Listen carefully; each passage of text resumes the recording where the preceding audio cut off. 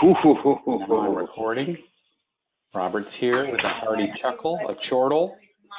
Michael Bonner with the Early Learning Division. And I'll probably also... just an omelet. Yeah.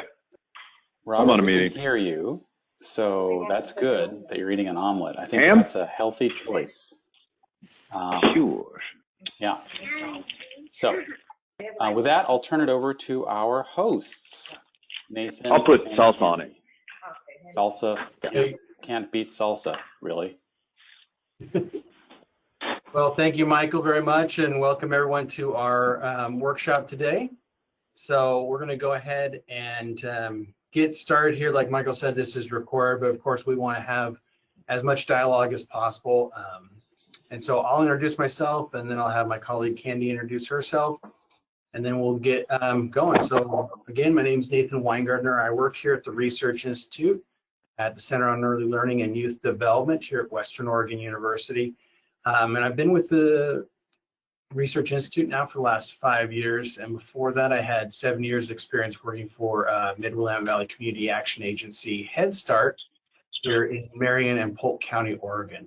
So I've had some Head Start experience and done a variety of jobs there. So I'm really happy to be able to share what I've learned with you guys today, and really interested in hearing what everyone else has to say, because I think that there's a lot more knowledge out there than I have in my head. So go ahead, Candy.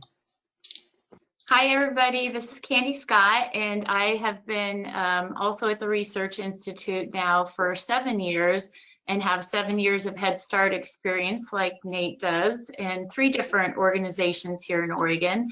I also have 35 years total of experience just in early learning or elementary ed, and was part of the transition from part day kindergarten programs in Oregon to full day. So I've had that experience. But my most recent experience that's related to this webinar is that I was one of the very, very fortunate handful of observers who was able to come into classrooms last year and see extended duration programming and Head Start last year through OPK, and all of our observations and all of the input that we received from the grantees who were involved in that helped inform the OPK playbook that we'll be referring to throughout this webinar. So really excited to be with all of you. And as Nate said, we are super excited to hear from you as well. We know we have a limited time, so we want to get started, but we just want to make sure that you're welcome to share your ideas in the chat box, and we'll try and answer questions or notice your comments as they come in,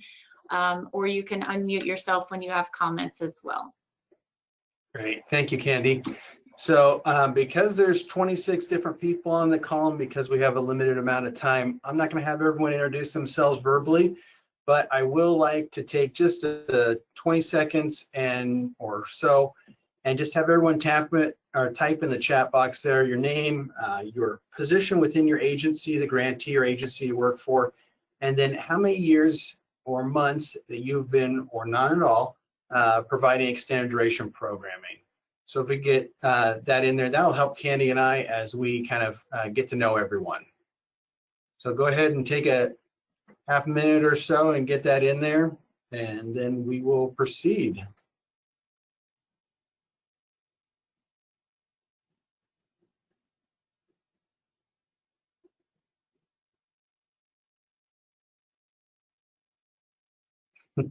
Thank you, Michael, for keeping it light.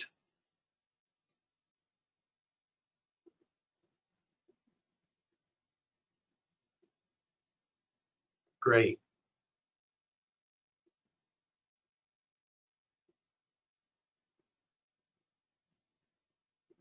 So it looks like we kind of have a variety of different years of providing extended duration services to families, and I think that's an awesome thing. Obviously, I think everyone can hear me, so we're going to go ahead and keep going through here. Again, if you see anyone who has anything, just let me know. All right, so our agenda today, it's pretty simple. We're going to go through our objectives for this workshop. We're going to do a reflective activity. Then we're going to talk about facility considerations, a few of those. intentional staffing, what that means, staffing patterns, some examples of those, and then we'll have a couple different activities on key effective practices and peer sharing, and then we'll close out the workshop. So here are our two main objectives that we want to accomplish today, and we will be having a evaluation at the end of the workshop so that you can provide us with any feedback. If you feel like we didn't accomplish that, please let us know. We're always trying to strive to get better, but we're going to explore facility considerations, which support staff and increase children's safety and learning. We'll also be examining the different staffing patterns that one could use and how they support staff and improve educational experiences for children.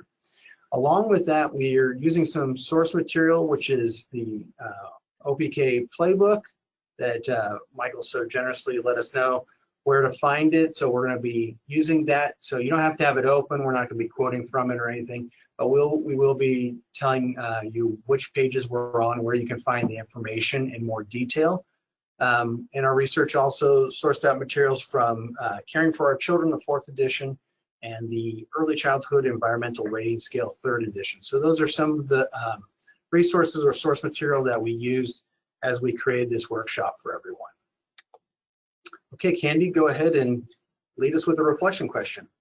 All right, well, I didn't want to be too redundant, but basically we believe you're on here because you want to think about and learn about and share with each other some ideas about what to consider when it comes to the facilities and the classrooms that you'll be using throughout the year for your extended duration programs. So think about what you hope they will be, and then also how you plan to staff your extended duration at this time.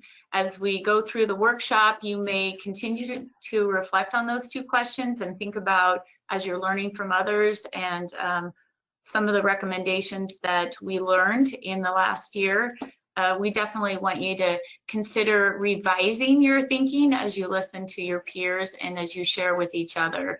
So just think about those questions, and hopefully we're all going to help answer those questions, and you will have some new ideas when we finish today. And just as a participatory opportunity now, we're just going to do a quick little reflection activity called Either, Both, or Neither. And so the fill in the blank to this statement is, when it comes to being prepared for your extended duration programming in the upcoming year, what I think will be a challenge is, and you may have already had some of these conversations within your grantee agency, but just as you think about whether it might be facilities, you can type in facilities if you think that will be your main challenge, whether it might be staffing, or you can say both if you feel like they both might be challenges for your grantee. And I see people already answering their questions, so go ahead and keep typing in your responses.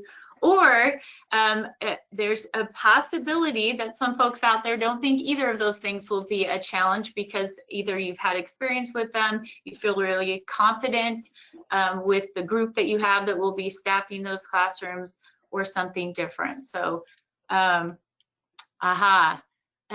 Kimberly wrote one special, very important consideration, which is not just having the facilities, but making sure that they meet the needs of early childhood ed. Definitely. And then lots of folks are concerned, it looks like, or have on their minds staffing, and knowing that that might be a challenge.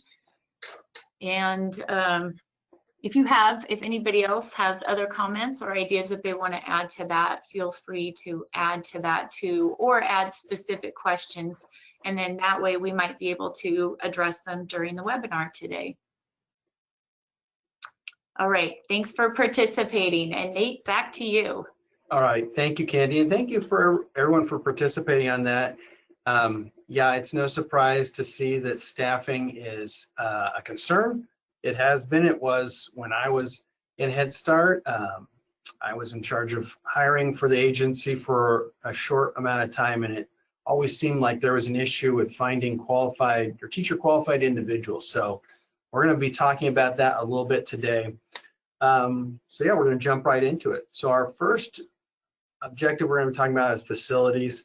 So if you haven't already looked at the OPK playbook, the information that I'll be just sharing with you right now is found on pages 13 and 14 of the playbook. So you can go ahead and take a look at that later on.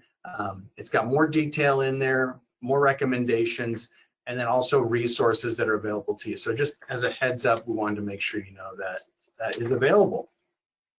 Okay, so the first facility consideration we have are the restrooms.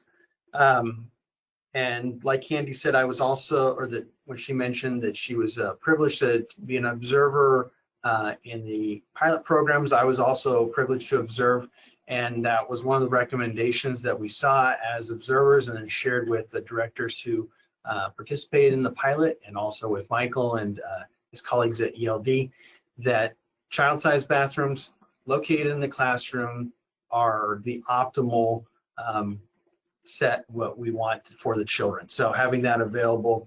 And one of the things that we thought about when we were creating this is kind of talking about the benefits of having them in there, not only for safety and convenience, but increased learning opportunities for the children and bonding with the teachers, which is very important, especially at the beginning of a school year.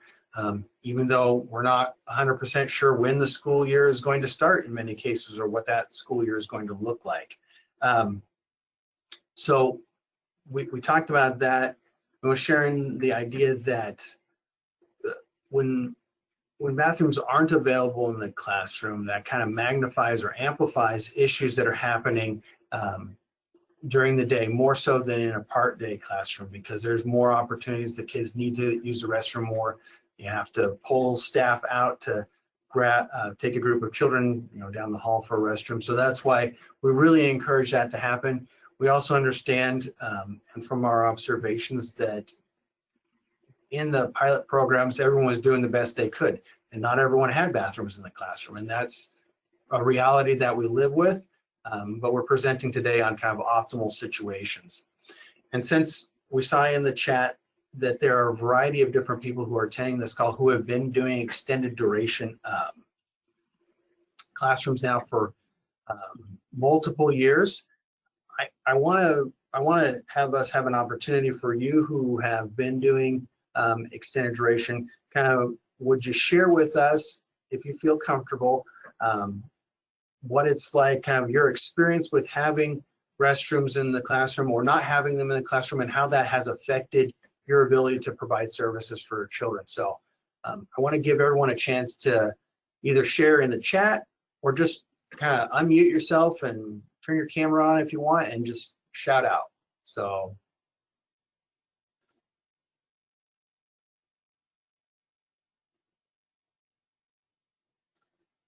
And since I know this is recorded, silence is a little awkward for those who are watching the recording. So I apologize, but I'm going to stay quiet just so you guys have a chance to, if you want to say something, go ahead and say it.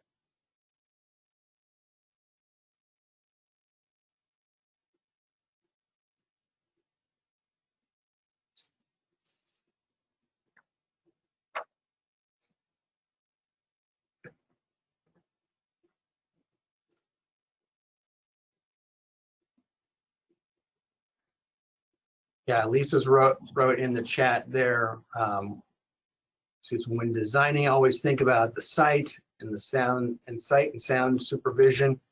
I had to make modifications to please the reviewers. Yeah. So Susie wrote in there, we had a classroom in one school district, and one staff person had the role of supporting the toileting as it was out of the classroom and down the hall. It was not ideal.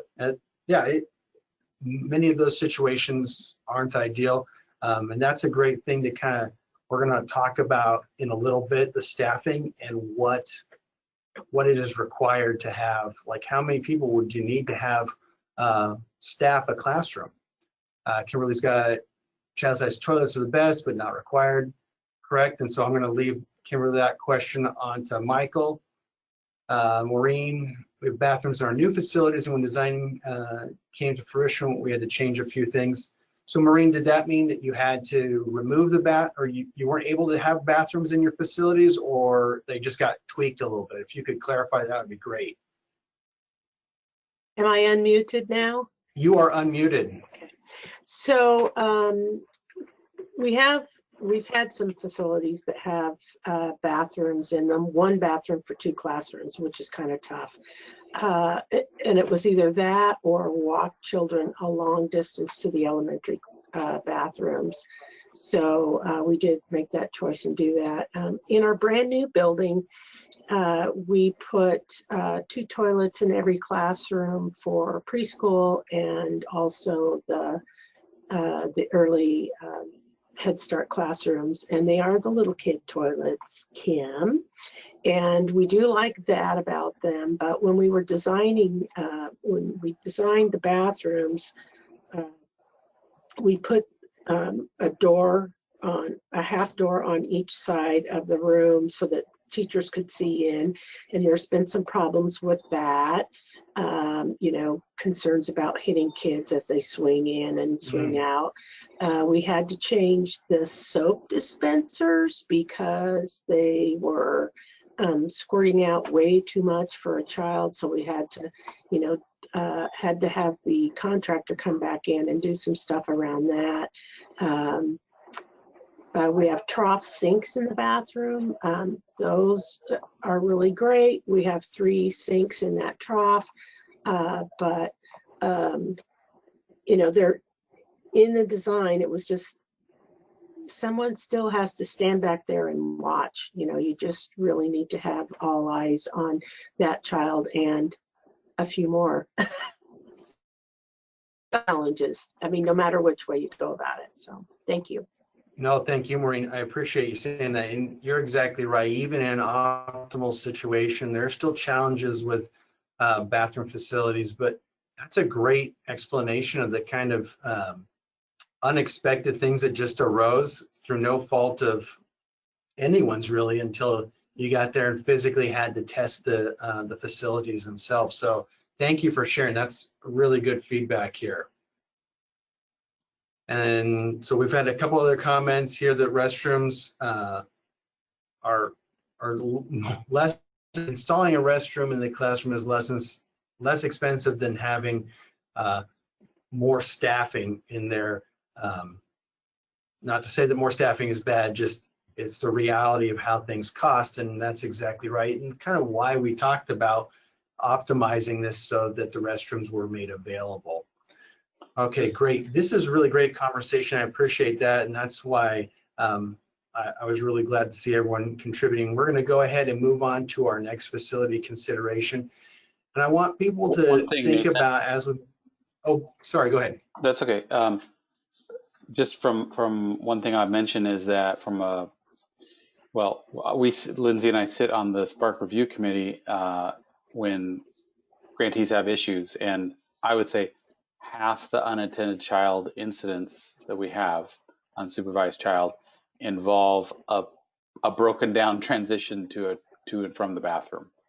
So I think this comment about, you know, it's not just about convenience, it's not even just about staffing and costs, it's, you know, just taking people to and from the bathroom. If you get it right 99% of the time, that means you have 3 kids unattended a year. You know, it's like that kind of a thing. And 99% of the time is pretty dang good. I don't do hardly anything 99% of the time, right? Although I got the record button right today. You did do that. Throwing that out there.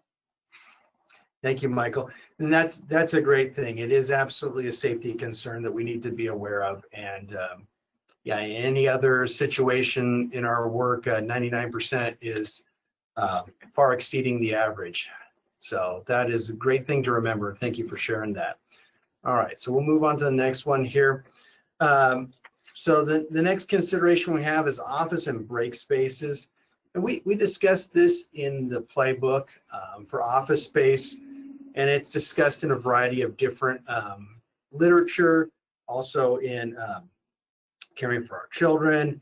So it is out there and given different rationale why it's important, but we thought it important to mention again here as some of you have designed your own classroom, so you've probably taken this into consideration already. And for those who are still thinking or having to use a facility that's the rental or whatnot, that office space needs to be separated from children and allow staff to complete their own out of classroom responsibilities.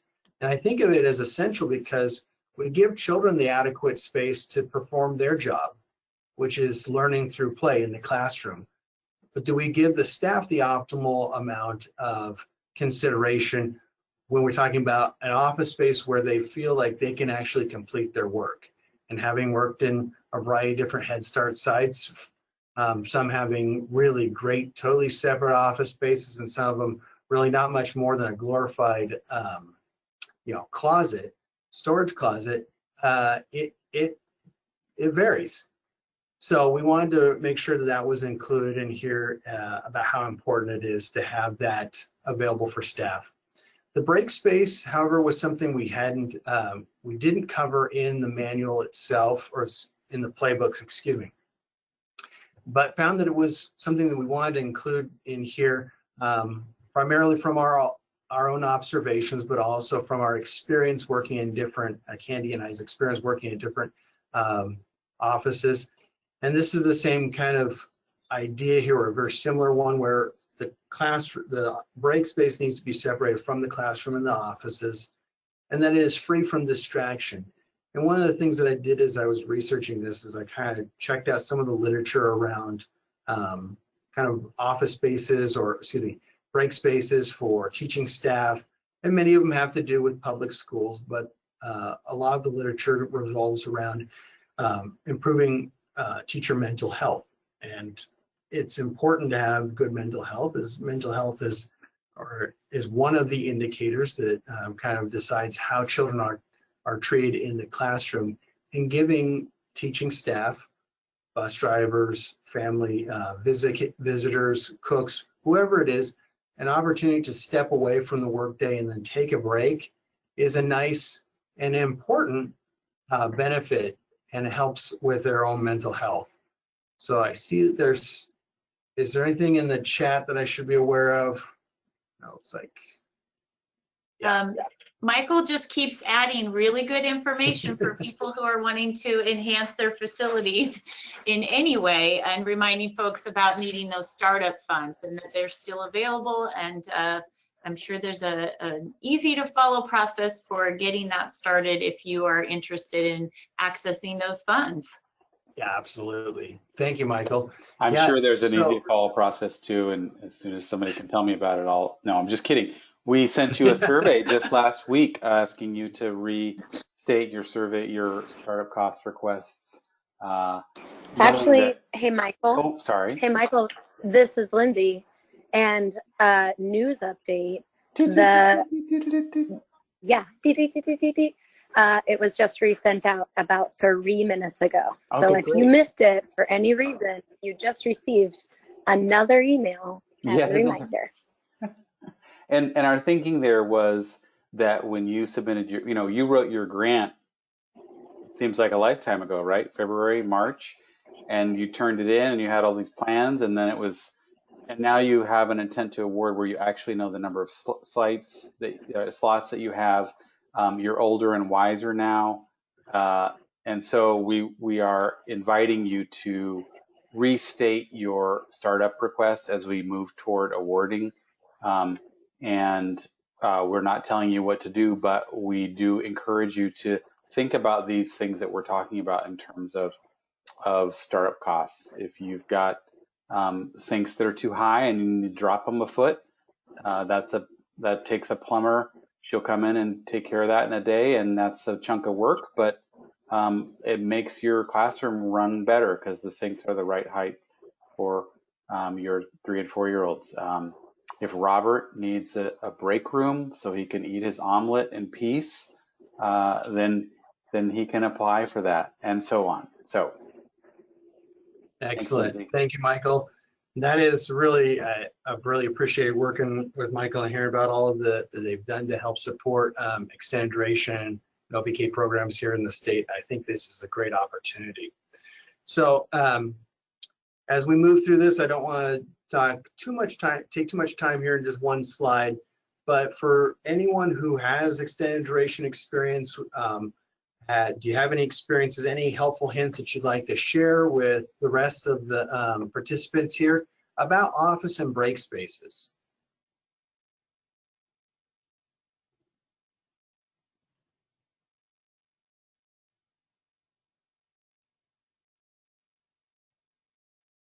So you can type in the chat, or you can just raise your hand. That'd be great. Can't raise your hand, sorry. Just talk, unmute yourself.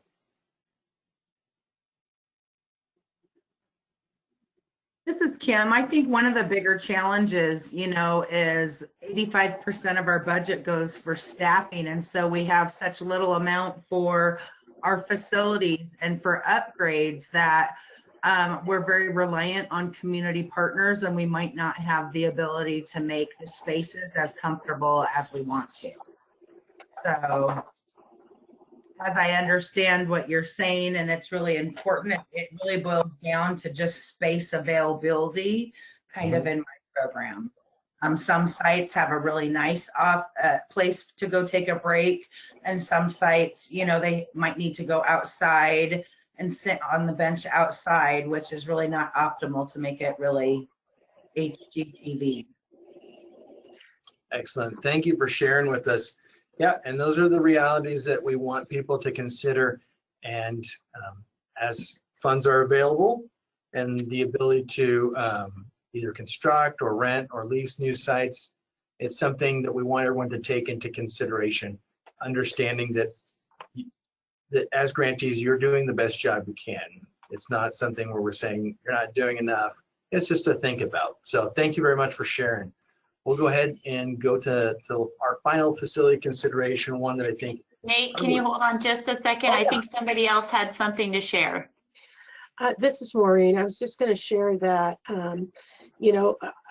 everything that Kim said is true. When you're sharing community spaces and there isn't any additional space, which is very typical in elementary school. But my experience this last year in building a new facility using CDBG funds was that we could not put a break room in the building. That wasn't, they wanted classrooms only. So, I think people should be aware of that. I mean, it was a wonderful gift of $1.5 million towards our $4.25 million project. But we have one classroom size space for 19 teachers to have a desk at. So it's pretty crowded in there, and they have to go to the building next door for to access our break room, which has some food options in it.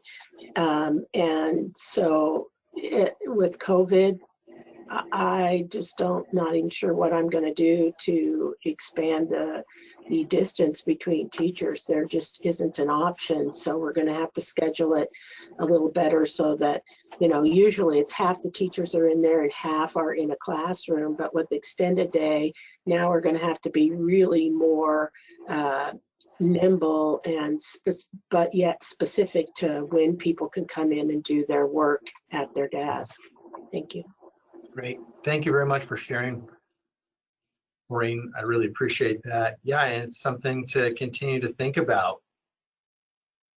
And I'm sorry, I keep hating to keep chiming in. This is Kim again, but an idea that we're going to do for our program, Maureen, is we were thinking in order to keep the staff apart is they would come in and do their teaching part if we're able to come in and teach, and then they would work from home to hopefully do the other pieces, because we don't have office space during COVID for everybody. So I just wanted to throw that out there.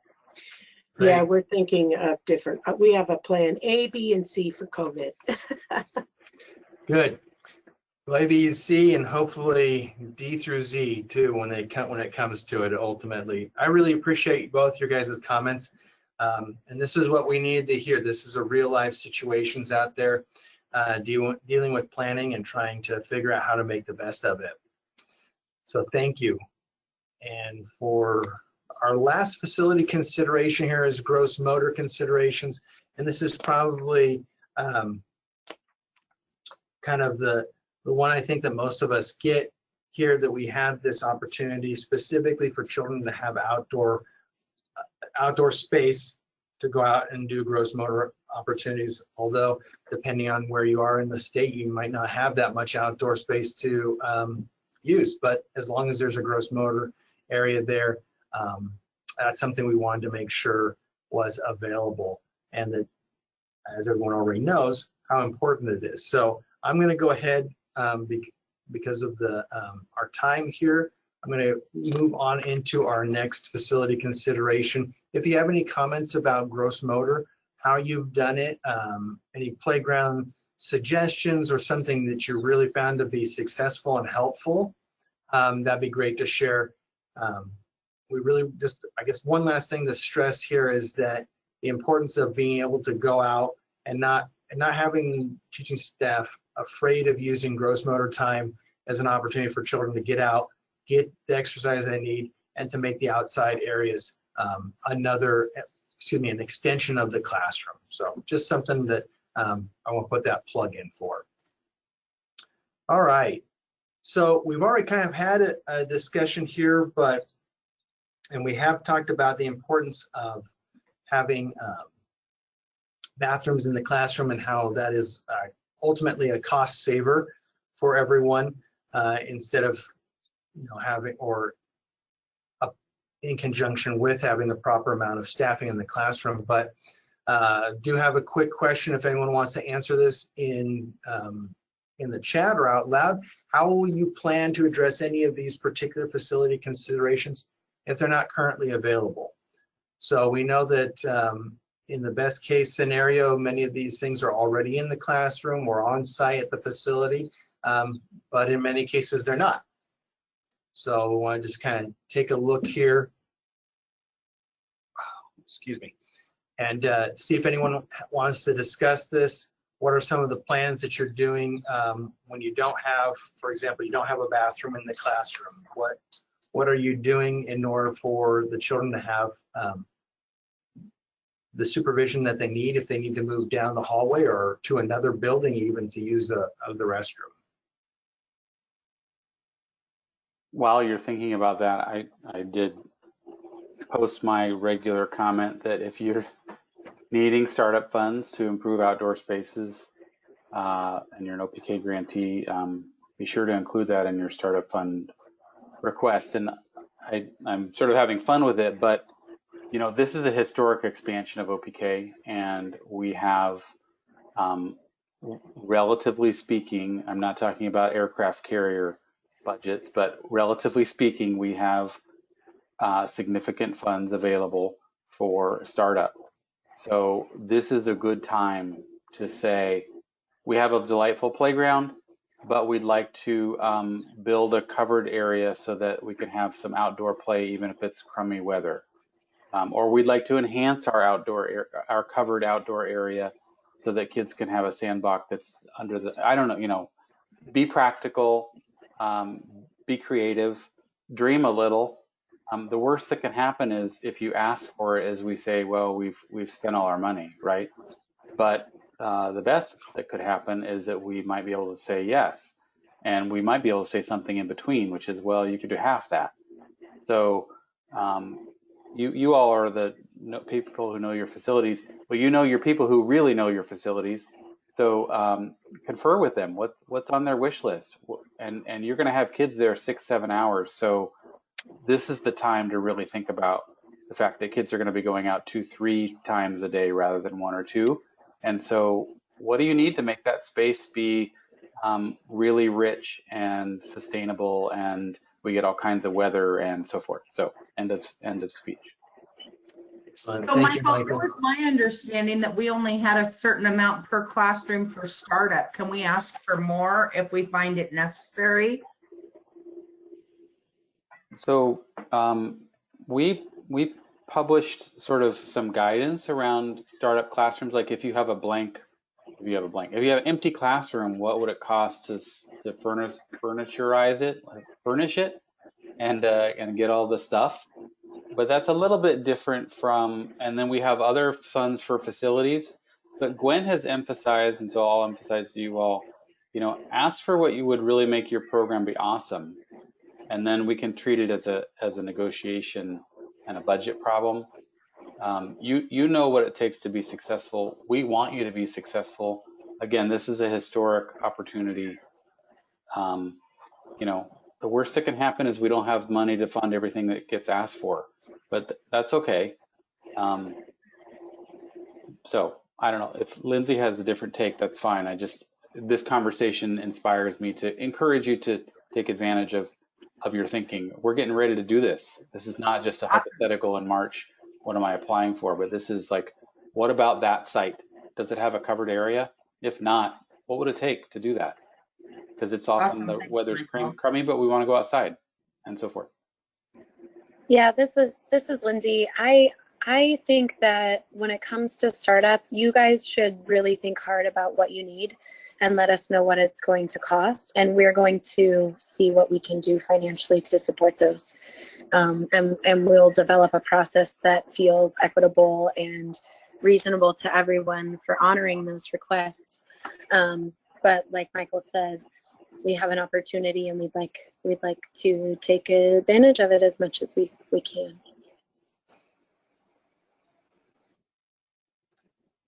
All right, well, great.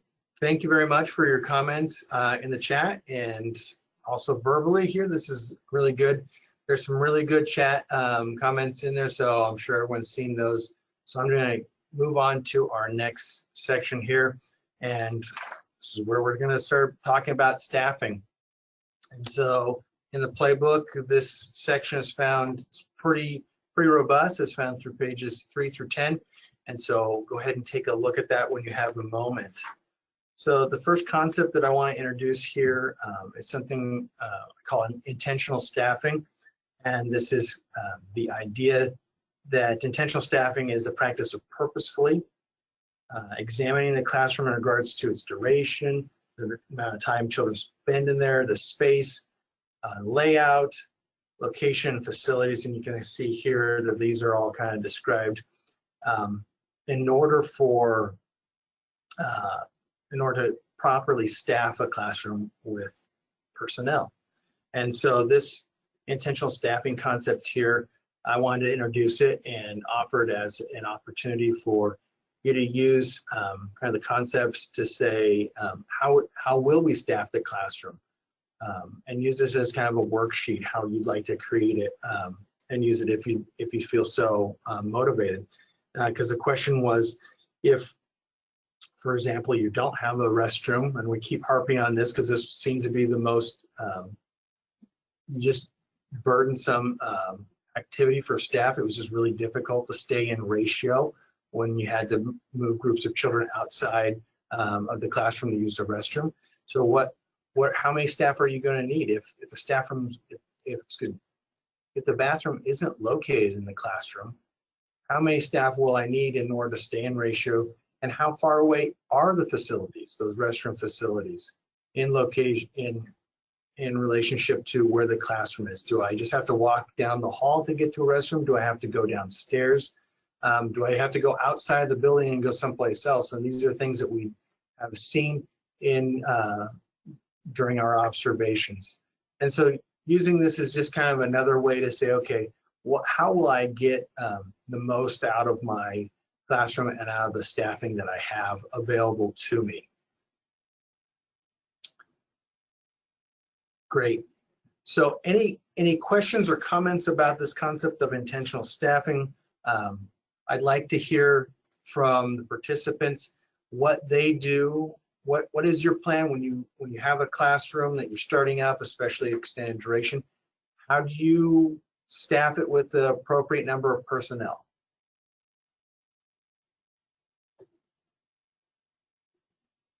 Because I think this is something that probably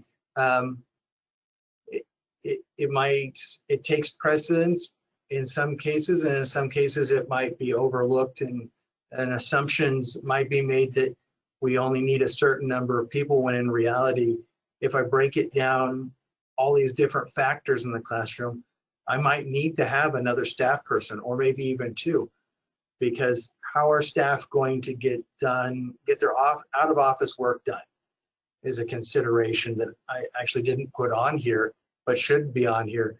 So just kind of thinking about that. And if anyone would like to share, you're more than welcome to do so.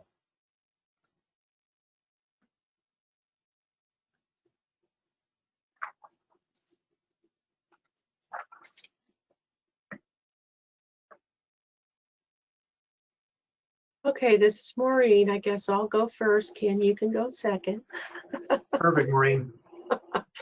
So we currently have 6 duration classrooms in Head Start, and then we'll be adding 2 more early Head Start classrooms, which are, you know, like an extended day as well. And how we staff the, I'm looking at the staffing pattern right now. So a duration classroom actually has a 4th person in it. So we have a lead teacher, a teacher, and a TA, and then depending on where the site is and how big it is, we have floaters. Now, some of our floaters are also bus drivers, so they may drive in 1 to 2 classrooms. I think we're doing 1 classroom at a time now with COVID. And then once they, you know, unload the bus and park it, then they come back and they're a floater at that site. So we've always done 3 people in the classroom. There was 1 year where budget cuts, we decided to move it down to 2 people with the floater, just a floater for several classes, and we had a lot of pushback on that. So we went back to the 3, and so now we have 4 in the classroom. Just those classes, the extended day. Thank you.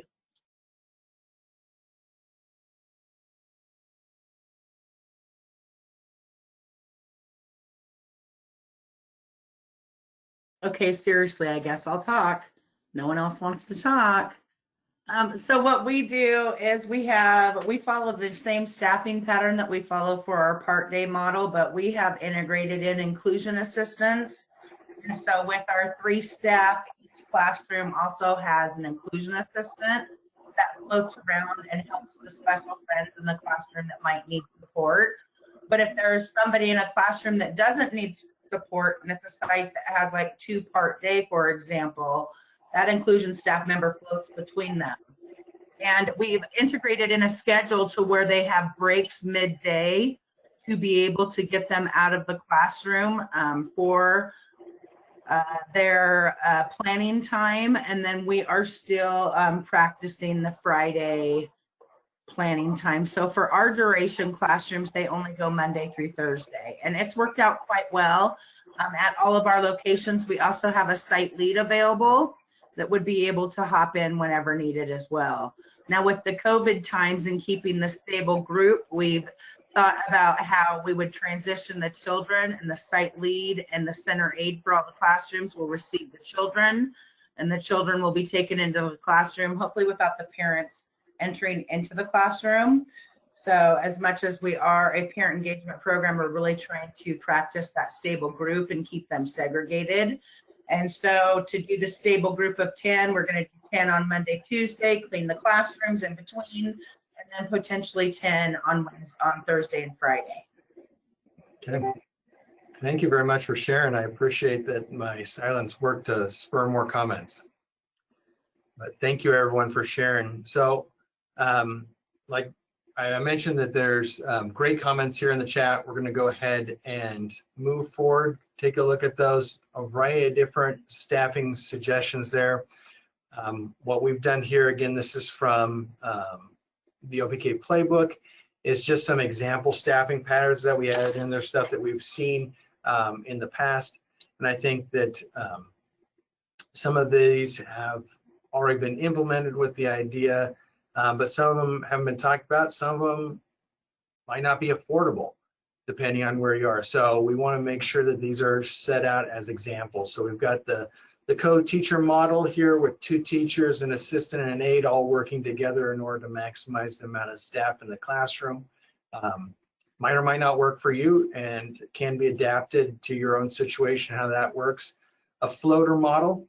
So full-time floater that's available, comes in, gives breaks, is able to assist in the office, stuff like that.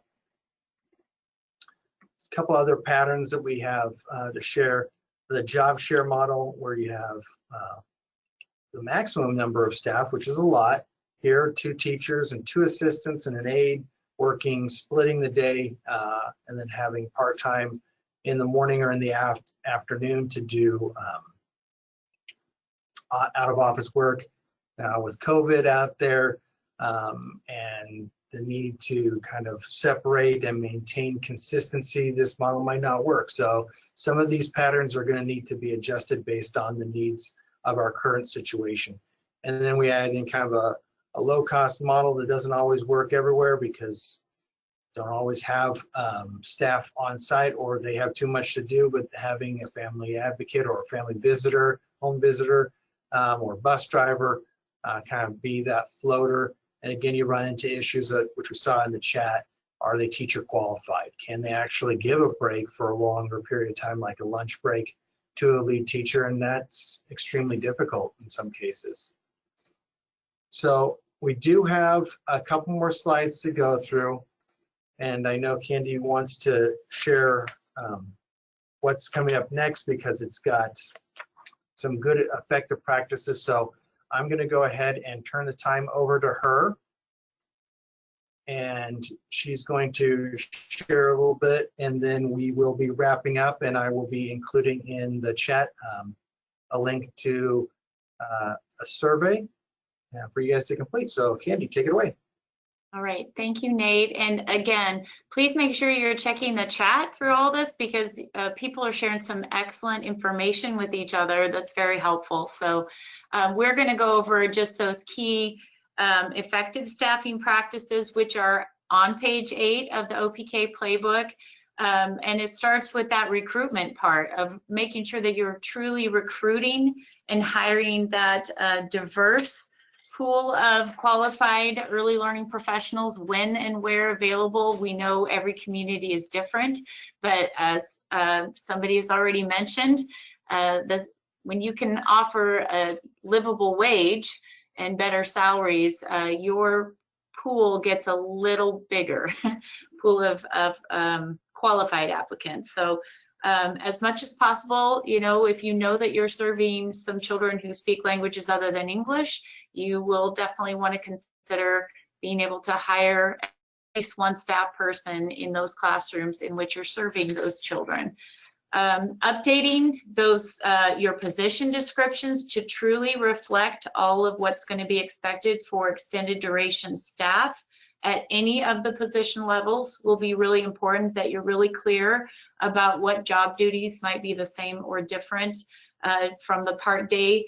And earlier, I think somebody had talked about really making sure that folks who are transitioning from working in part day classrooms to full day really understand it's so much more than being there more time in terms of what you'll be expected to do to help with all of the out of classroom responsibilities in addition to what's happening with children every day.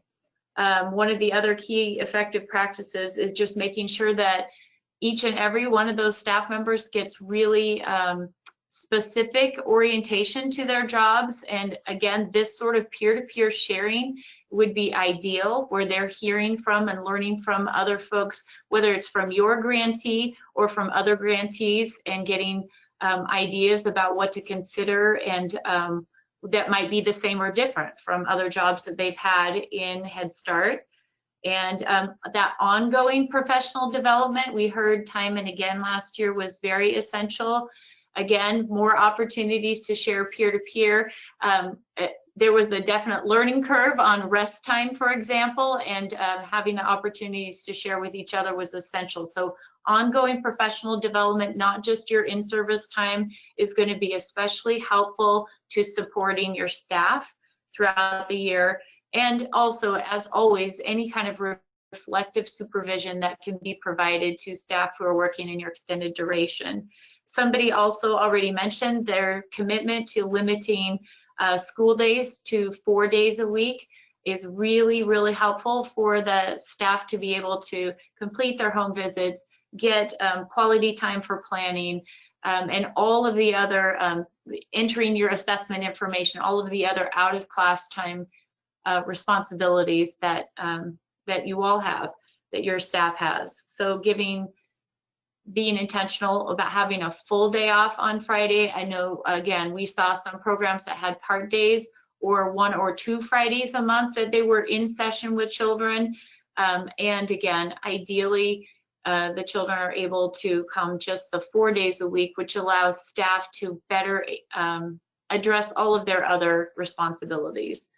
Maintaining that, we've looked at a couple of staffing pattern models and we heard from folks, but having at least 2 teacher qualified staff in the classroom at all time, in addition to any assistants or TAs, is really helpful. And I'm super curious about what Robert said about getting lead teachers exempt from that requirement. So if you want to unmute yourself and share what you mean by that, that would be very interesting, I think.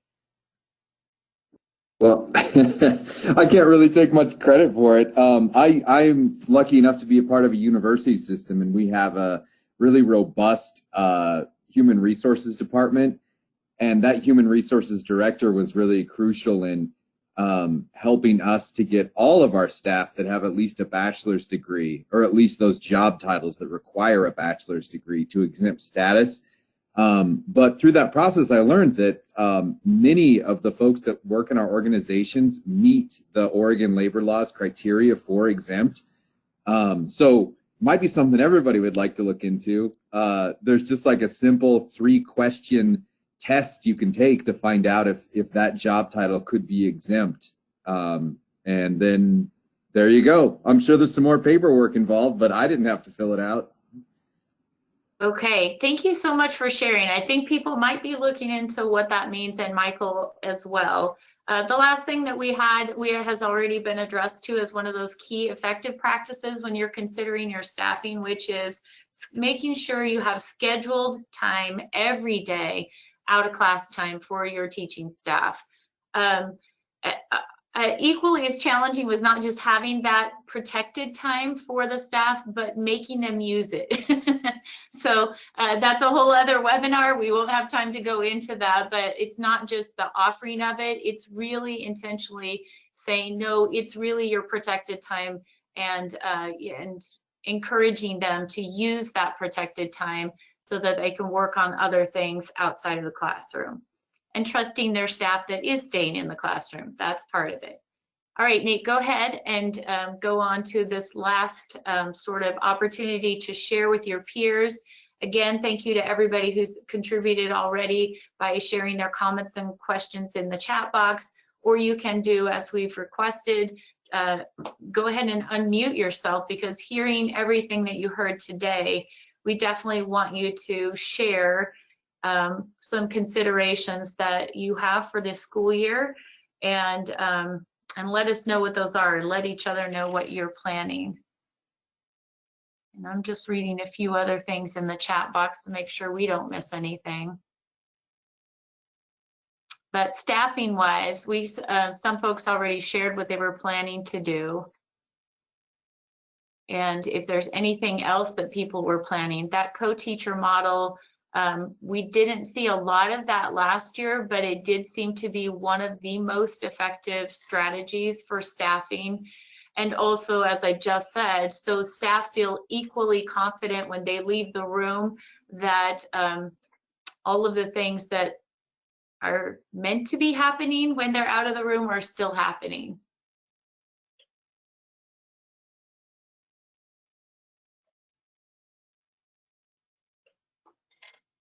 All right.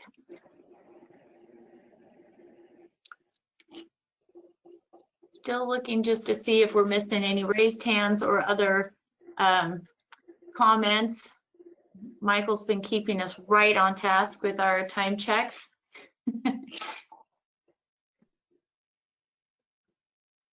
And so I believe if you have other further questions when we're finished, you can always contact Michael, but also we want to make sure that you can contact Nate, who has his contact information there. You can contact me too if you know how to look on a website.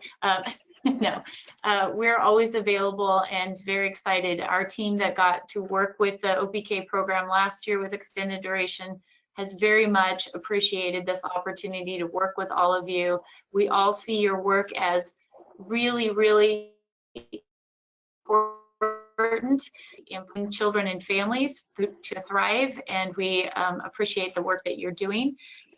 Just as a closeout opportunity, besides the link that Nate put in the chat box, please use that link to fill out an evaluation and give us feedback on how today went. We would love for you to share anything specific that's a new idea that you learned or you were excited about from hearing from your colleagues today from around the state. So feel free to share an idea that you are excited to implement, especially if it's a new idea. And also please remember to fill out the evaluation. And Nate, I believe or Michael might also be sending a follow-up email that would include our slides. Yeah, I was just about to say that I will be sending the slideshow over to Michael and ask him to send it out to everyone. If there's any errors with the survey, please let me know and I can include a link to the survey with that other email. But I just really want to say thank you to everyone who participated today. The comments were excellent in the chat and in our conversations, and want to echo Candy's praise of everyone and the hard work that's going on. It is not easy, and I definitely appreciate what everyone's doing, the sacrifices people are making to improve the lives of Oregonians here in our state. So thank you very much. And yeah, unless there's any other comments, have a great rest of your day. Thank you, everybody. Thanks, everybody.